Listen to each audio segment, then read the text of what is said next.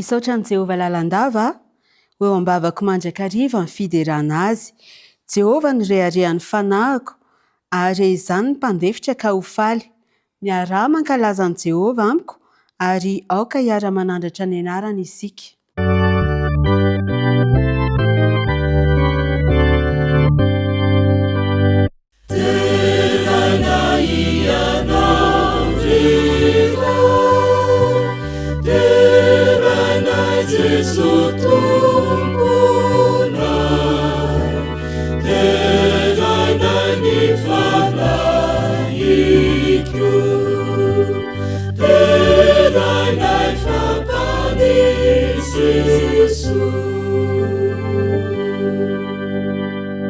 Vavaka isika aoka ho tsapanay amoly voly any anatin'ny fanahitra ny fanatrehanao ry raina haly landro sy ny tany tompotompanjaka ny mpanjaka ame fanjavatra rehetra ary ho feny fiadanana ny fonay rehefa hiala eto amin'ny toerana ity amin'ny anaranao Jesosy Kristy nanonona ny vavaka.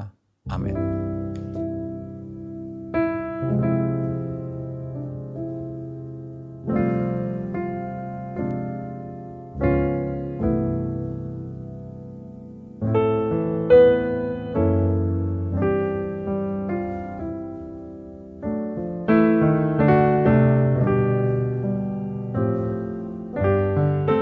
Miarabanao indray amin'izao sabata izao, miaraka miankohaka sy manompo an'Andriamanitra eto amin'ity tambazotra serasera ity izay arahanao amin'ny pejiny Radio Oasis Tana 106.4 FM. Hitanao manokana ny Andriamanitra ary ahatsapa fitahiana ianao amin'ity sabata ity.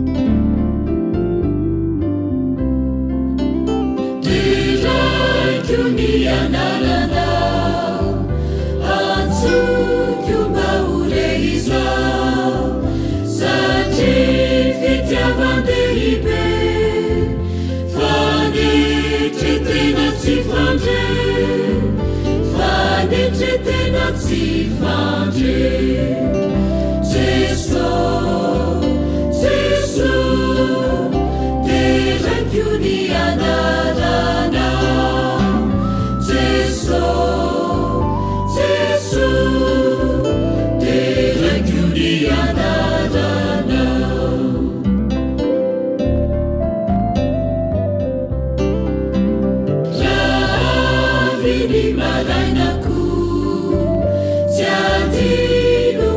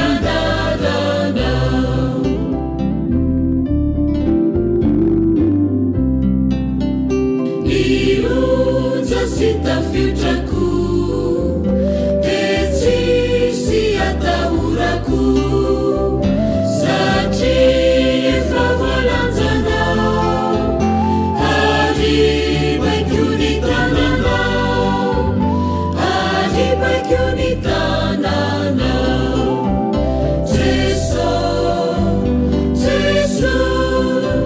de raiko ny anaranao Jesu de raiko ny anaranao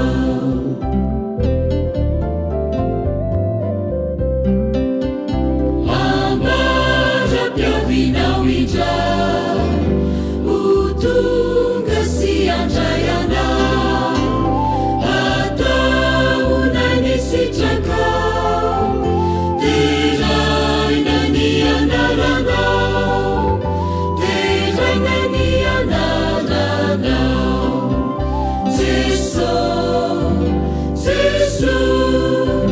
de raiko ny anaranao Jesu de raiko ny anaranao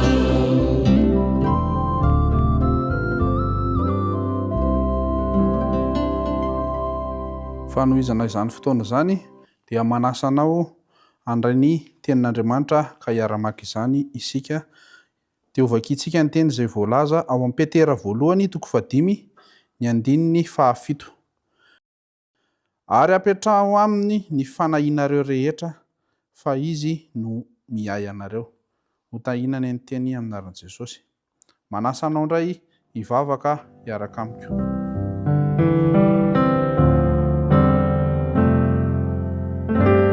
Andriamanitra, mbola faly misaotra anao izay fa nomenao izao sabatanao izao indray.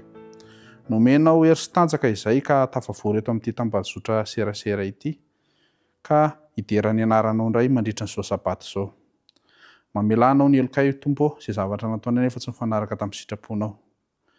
Ianao hita ireo ray mandray ny ampanahy ato amin'ity saha-pitantanana ity Tompo. Ianao hitantanana izy ireo mba ho lavorary ny asan'izy ireo ka ho voninahitry ny aranao rery ihany. Mamelaka ao ny elok'izy ireo zavatra natao nefa tsy mifanaraka tamin'ny sitraponao. Tononony amin'ny anaran'i Jesosy ny vavaka izany.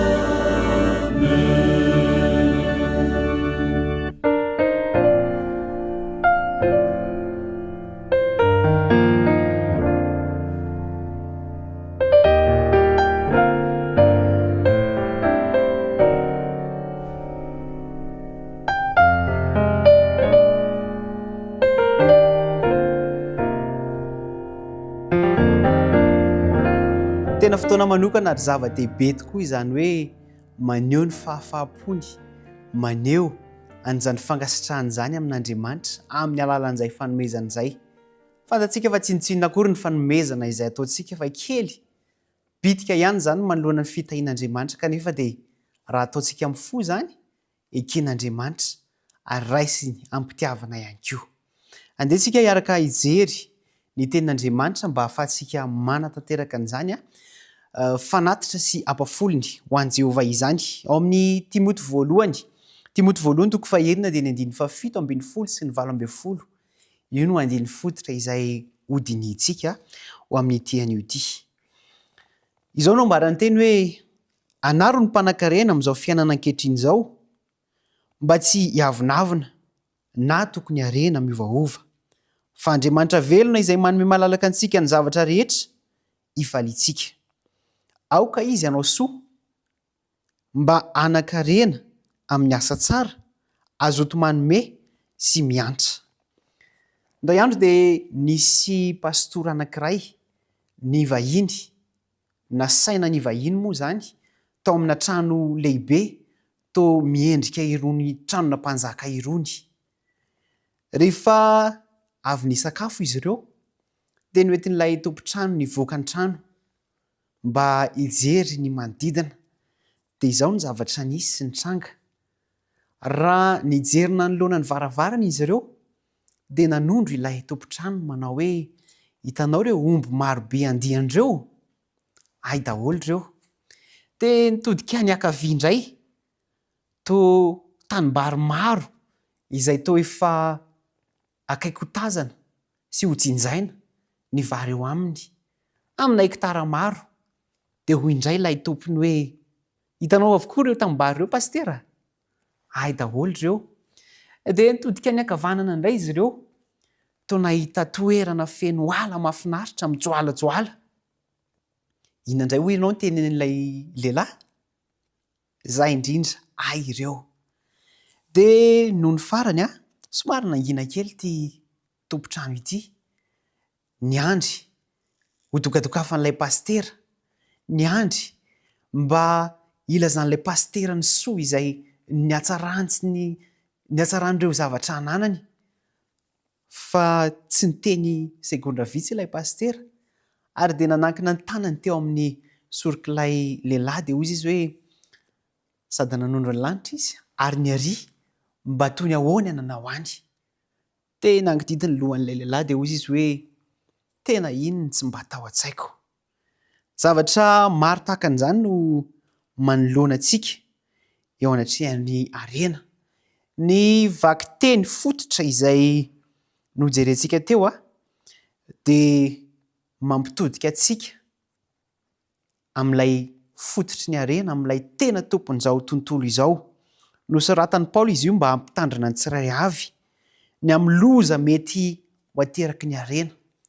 Ary izao ny lesona tsara indrindra dia ny hoe ny fatokianao amin'ny ampafolony sy ny fanatitra dia hisoroka ny amin'ny fitiavan-tena, hisoroka ny amin'ny fitiavam-boninahitra izay teraka ireo fananana sy arena maro. Lesona faharoa ao anatin'izany dia ny hoe ny arena izay ananantsika dia porofo mivaingana ny fanatrehan'Andriamanitra sy ny fidiran'Andriamanitra eo amin'ny fiainana.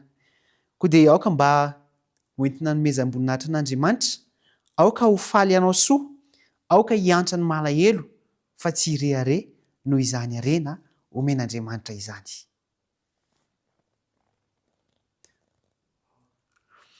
Ho famarana antsika an'izany fanentanana izany dia andeha isika hiaraka hivavaka. Andriamanitra soa, mangataka aminao izahay mba ny fanahinao no aminay tsirairay avy, ka ho anay izay nomenao arena dia aoka mba inao no hanampy ny tsirairay avy hitantana azy ireny am-patokiana ka azoto sy ahalala tanana ihany koa. Ho andreo anatin'ny filahana kosa dia aoka Jesosy mba ianao no hijery ny mpanomponao tsirairay avy ka nome fitahiana mananambiampy ka avokatra be sy hitondra soa eo amin'ny fiainana ene ny arena izay omenao. Amin'ny anaran'i Jesosy, amen.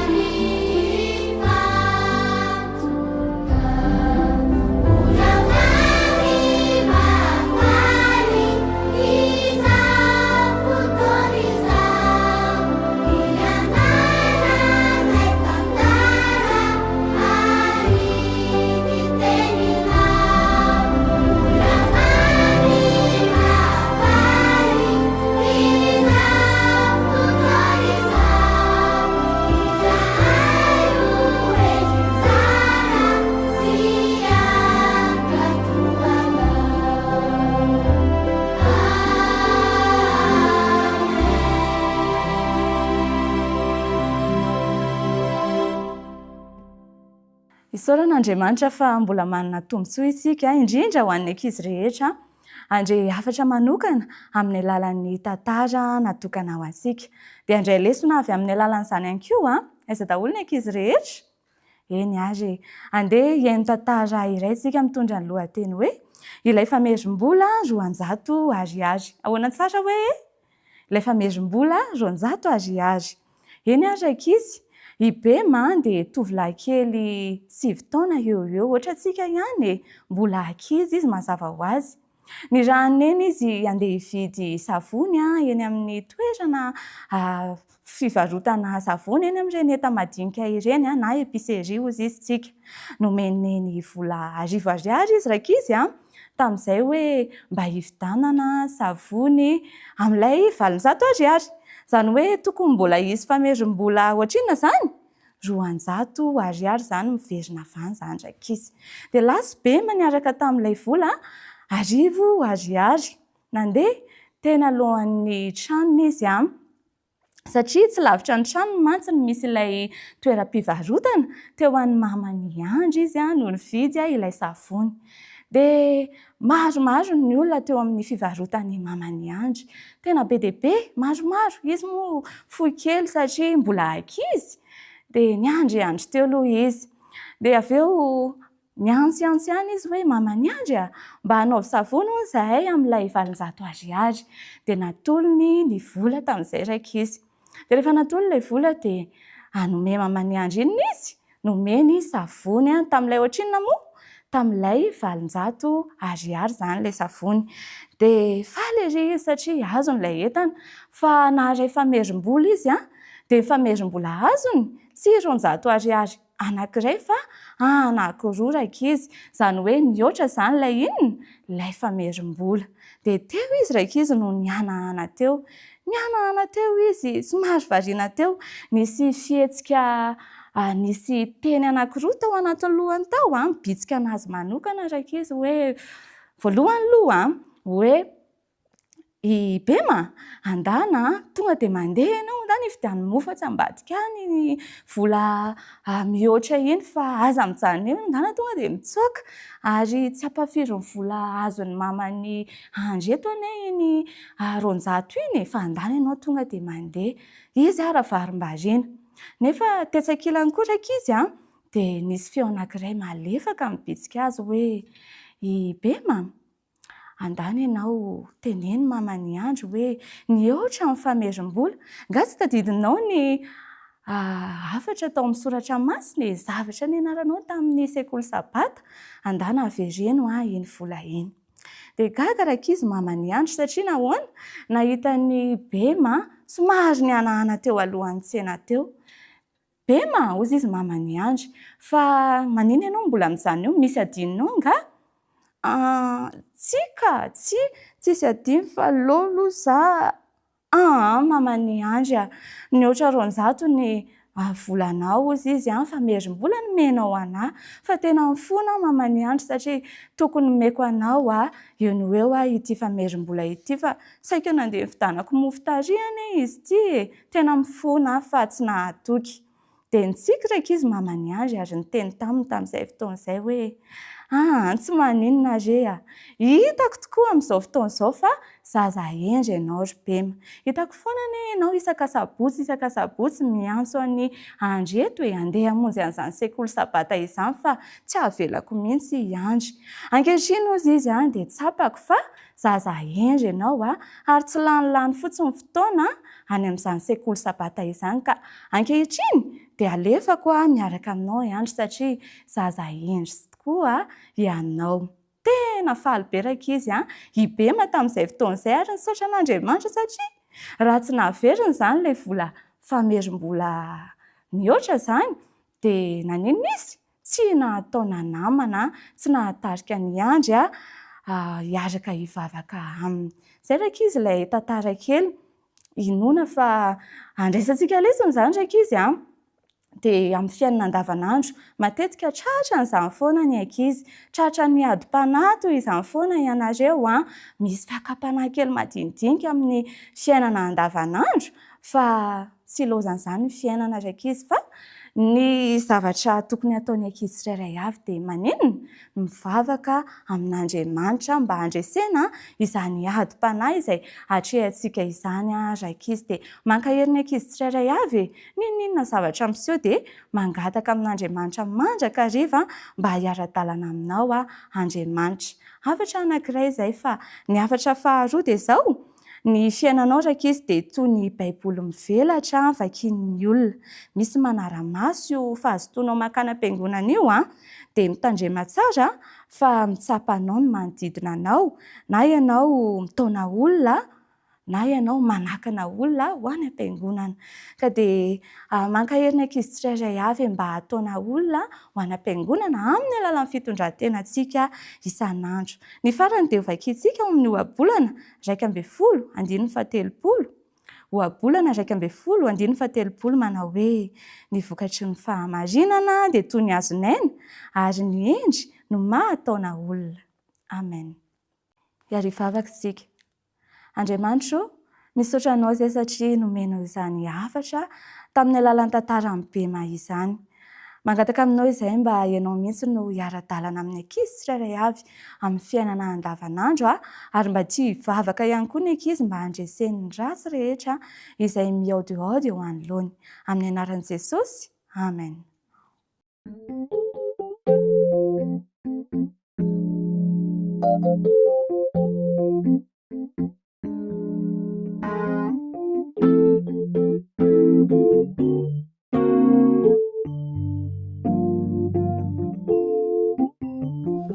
Indrambarana ianareo ilay fanantenana mamy, ilay teny fikasana azo atokatoko wafitsy hoela Jeso tompo andrahira zay malalany ranaharitra hatrany farany movevonona hitsena aziana efakaiky vitany any atao ety antany efa vonona ny fanjakana nanitrany fakatsaoanony fanjakany sy ny famarinany zany anampio anaony zavatra rehetra ovalimny antsomy omana omeo azy ny fonahoany fa hoazonao lay fiainana mandrakiza.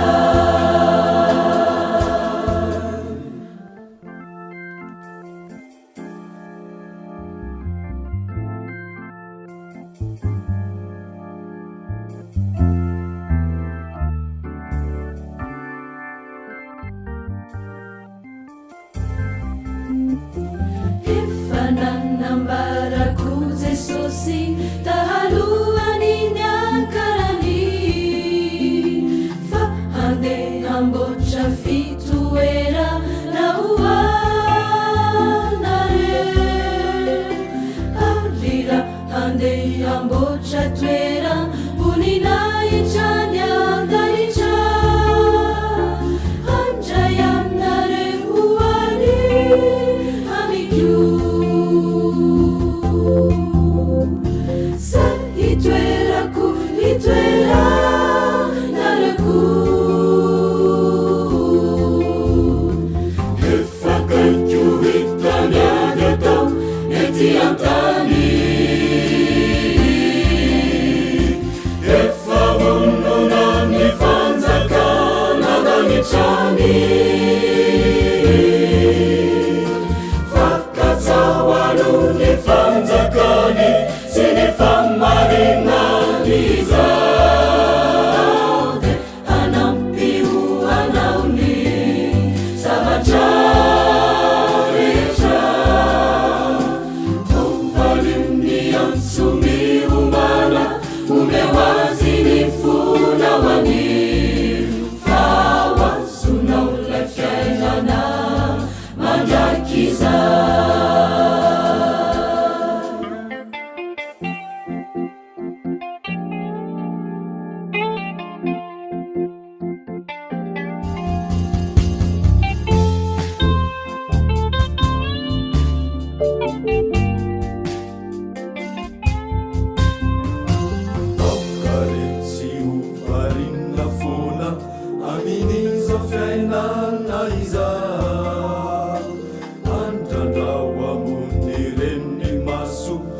jereo ireo famantarana niseo hatramin'ny zay fotony zay manambara fefahoavy izy zao eny hoavy eny andrao tanitrao efakaiky vitany ary atao ety antany efa vonona ny fanjakana nanitrany fakazao alo ny fanjakany sy ny famarinany zao de hanampio anaony zavatra rehetra ovalimny antsony omana omeo azy ny fonahoany fa hoazonao lay fiainana mandrakiza efakaiky vitany ary atao ety antany efa vonona ny fanjakana tanitrany fakatsao alo ny fanjakany sy ny famarinany zao de hanampio anaony zavatra rehetra ovalimny antsony omana omeo azy ny fonahoany fa hoazonao lay fiainana mandrakiza fa hoazonao lay fiainana mandrakiza fa hoazonao lay fiainana mandrakiza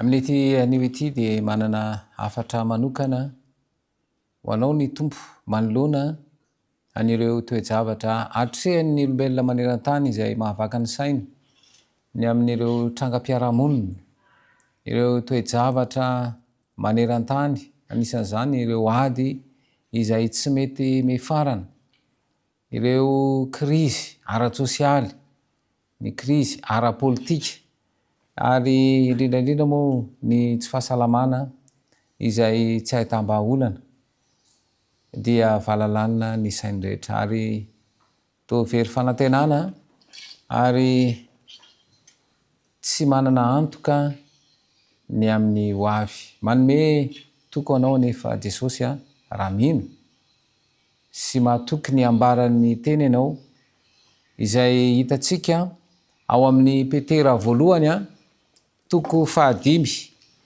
Petera voalohany toko 5 dia ovakitsika ny andininy 7 dia izao ny vaky ny teny ary apetrao aminy ny fanahirana rehetra fa izy no miay anareo rehefa tonga eo amin'ity fiahiahina ity ny saina dia zavatra maro no miditra ao an-tsainao ary ireo hevitra be dehibe izay mandeha ao anaty eritreritrao izay mitana ny saina dia io no mahatonga ny maro tsy hahafantatra intsony ny tena hevitry ny fiainana ary zay mahatonga an Jesosy tonga dia manome antoka sy fanantenana apetrao aminy ny fanahirana rehetra fa izy no miaina ahoana moa no ahafahana mahatoky an'izany satria za zao miatrika ny tsy fahampain-tsakafo ataoko ahoana ny ahatoky an'izany ireo izay ao anatin'ny aretina izay tsy hita ny mpitsabo ny mamaha izany ireo izay miatrika fahafatesana ary io anisan'ny tsy zakan'ny maro ny fahafatesana. Atao ahoana ny ampahery ny olona tahaka an'izany. Ity tontolo ity dia misarika ny rehetra ampifantoka an'izany tolotra izay omeny. Ary io tolotra izay omeny io izay manome ny saina dia ahatonga ny olona tsy afaka atoky ny zavatra tsy hitany maso, tsy afaka anaiky ny tsy hitany maso fa izao hitany maso zao no hatrehana. Ary indrindra hoe ny fivavahana kristianina dia tsy miainga amin'ny hitany maso akory fa ny any amin'ny tsy hita maso. Samy mahafantatra ny rehetra fa Kristy dia any an-danitra ary ny kristiana rehetra dia milaza fa mipetraka eo an-tanakaman'Andriamanitra ray tsy to, fa ny soratra masina dia manazava ary apetra mazava fa ao amin'ny efitra masina indrindra Kristy ankehitriny. Noho izany ny zavatra tsy hitany maso dia amin'ny finoana no anekena azy. Ka raha te hiaina ny tena fiainana kristianina izany dia mampiasa an'io finoana io. Raha miresaka mantsy ny Baiboly mahakasika an'ity finoana ity dia zao no resahana ao amin'ny Hebreo. Hebreo 1:10 dia vakitsika manomboka amin'ny 2:9. Hebreo 1:2. Zao vakateny. Fa raha tsy amin'ny finoana dia tsy misy azo atao azahoana sitraka aminy. Fa izay manatona an'Andriamanitra dia tsy maintsy mino fa misy izy sady mpamaly soa izay mazoto mitady azy. Manambara zany ny soratra masina ary miteny mihitsy hoe tsy maintsy mino. Tonga dia apetraka izany. Ity finoana resahana ity dia tsy finoana anjambany fa finoana tena miasa. Ka raha miteny zany ny soratra masina eto fa raha tsy amin'ny finoana dia tsy misy azo atao azahoana sitraka aminy. Fa izay manatona an'Andriamanitra dia tsy maintsy mino fa misy izy sady mpamaly soa izay mazoto mitady azy. Io toy ny manarak'io zany no isarihana ny rehetra anao fanandramana. Ka raha miteny izy sady mpamaly soa izay mazoto mitady azy. Io zany mamaritra ny vokatry ny amin'ny fifandraisana ampahary amin'ny alalan'ny finoana. Raha bakio ny hita maso ianao dia sarotra ny ataka an'izany.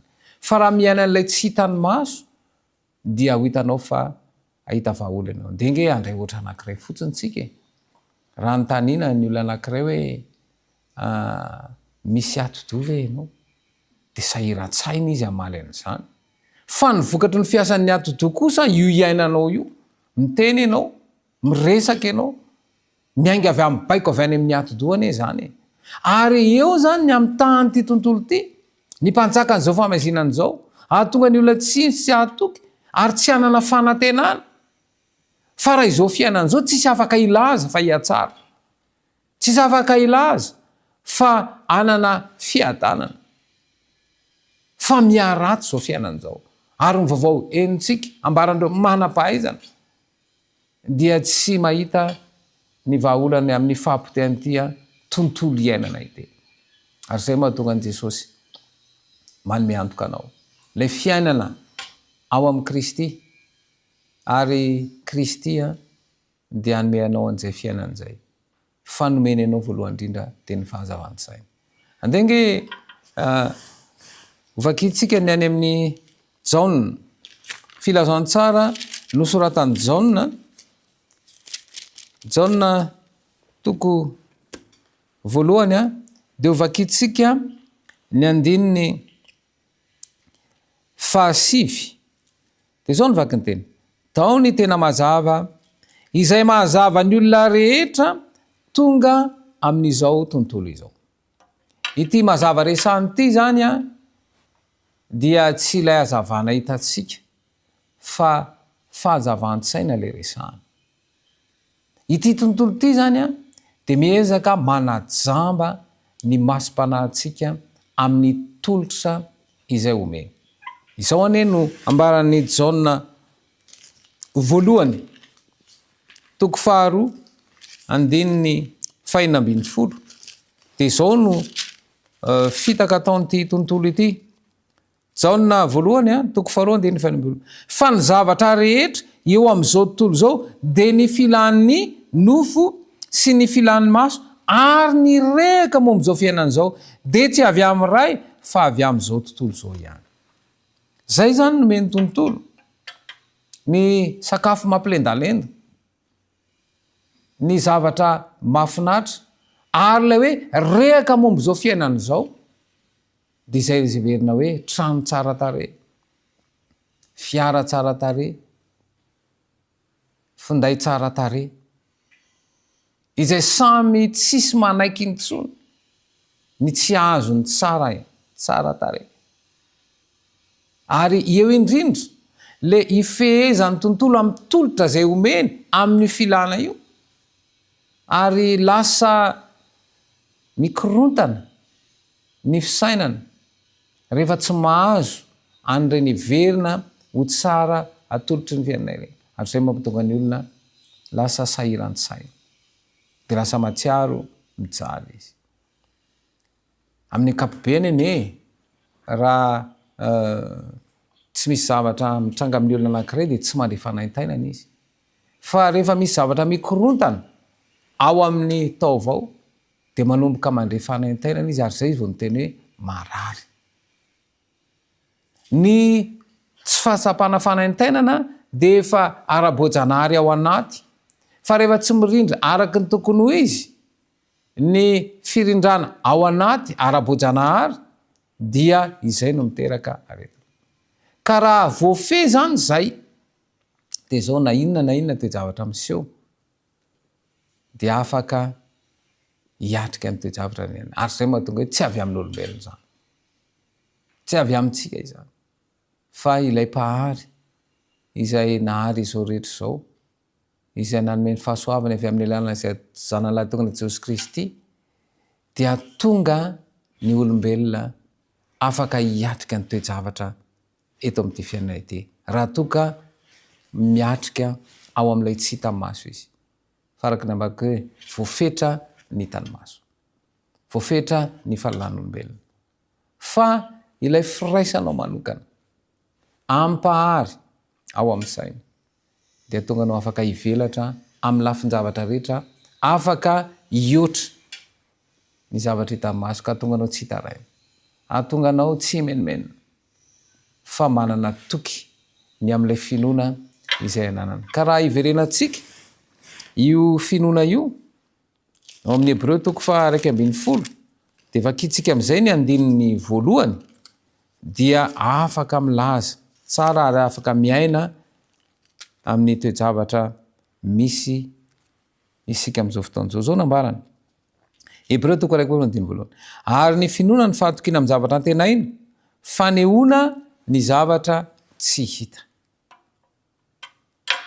raha vao miresaka finoana zany de misy zavatra efatra ao ary ny finoana dia fahatokiana ny fahafahana mahatoky efa aminao fa le zavatra antenaina no apetraka ny fahafahana maneho efa aminao fa le zavatra tsy hita lay ho aseho tsy na le zavatra tsy hita fa lay zavatra antenainao ny zavatra antenaina tsy mbola hita fa antenaina ho tanteraka ary zay indrindra ny finoana zany tsy finoana anjamany fa misy zavatra mazava tsara ao an-tsaina ary io zavatra mazava ao an-tsaina io no apetraka ao ary iny lay mamaritra ny tanjona zay apetraka ka tonga anao na dia misy toe-javatra manahirana reo amin'ny tontolo fiainana ny olona zay manana finoana ary manana fanantenana de zao androso mandrakariva izy fa ny fitaka atao amin'ity tontolo ity de nyzao nijanona rehefa tratran'ny olana ary zay mampatonga ny hoe ianao rehefa tratran'ny olana ka mijanona tsy ahita vahaolana finonao fino fa de mitoetra ao anatin'ny olana io de ohatrany hoe olana tsy saripahana ary zay mahatonga hoe nomeny Jesosy voalohany indrindra aloha de zao raha mahatoky azy ianao miain'ny teniny ianao miain'ny feony ianao izy ao amin'ny feon'ny fihetreretana dia isy bitsika ao anatin'ny feon'ny fihetreretanao io izay voalohany indrindra aloha analany fiahiahina ary io no nomeny Jesosy io fa ny fiahihina zao fiainana zao ny mahatonga ny rehetra anana olana fa rehefa mahatoky ary miaina ny fiarana amin'i Kristy isan'andro isam-potoana isa-minitra dia izao ilay fahazavan-tsaina nambaran'i Kristy izao no fahazavan'izao tontolo izao dia anome fahazavan-tsaina anao ary atonga anao atakatra ny fitaka ataon'ity tontolo ity ilay mpanjaka an'izao famazinana izao izay mamitaka amin'ny tolotra izay omeny dia zavatra mahafinaritra ny maso ny sakafo mampilendalenda ary indrindra ny rehaka izao fiainana izao izay mandalo fotsiny ihany fa ilay tena izy ilay tena fiainana dia omeny ianao ry hava malala raha te ho sambatra dia mazava no ilazan'ny soratra masina azy ary fahasambarana io dia ao anaty izy io ka raha miteny ny soratra masina ao amin'ny apokalipsy toko 1:7 dia zao afaka teny sambatra izay mamaky sy miaino ny tenyity faminaniana ity ka mitandrina izay voasoratra ato anatiny sambatra izay mamaky sy miaino ny fahasambarana ao anaty fahadiava-ty ivelany ary zay le mbola mahitany tontolo dia sambatra fa nahazo an'izao ka rehefa azo le izy dia na tokoa no miseho aminao le izy ara tonga dia tsy rarahinao akory rehefa azo le zavatra ny hevelonao fanazavana fa ny fahasambarana ao anaty fomba fisainana fomba fijery izay avaozan'i Kristy amin'ny fifandraisany aminao ka lay tena mazava izay tsy iza fa Kristy hiasa amin'ny fanahy masina ao an-tsainao dia anome toko anao ao anaty ao ihany ka na inona n'inona dia zavatra miseho na inona n'inona krizy na inona n'inona aretina na inona zavatsarotra lalovan'ny kristianina dia ho zakany eo ka amarana anazy eo amin'ny Hebreo toko 2:20 dia vakitsika ny 2:2 dia zao mivaky ny teny mijery an' Jesosy tompony ny finoantsika sy mpanefa azy any amin'ny Kristy zany no afantoka ny fomba fijery iray manontolo izay ambara mihitsy fa tompony ny finoana sy mpanefa azy fikiro izy manana finoana matanjaka tsy azo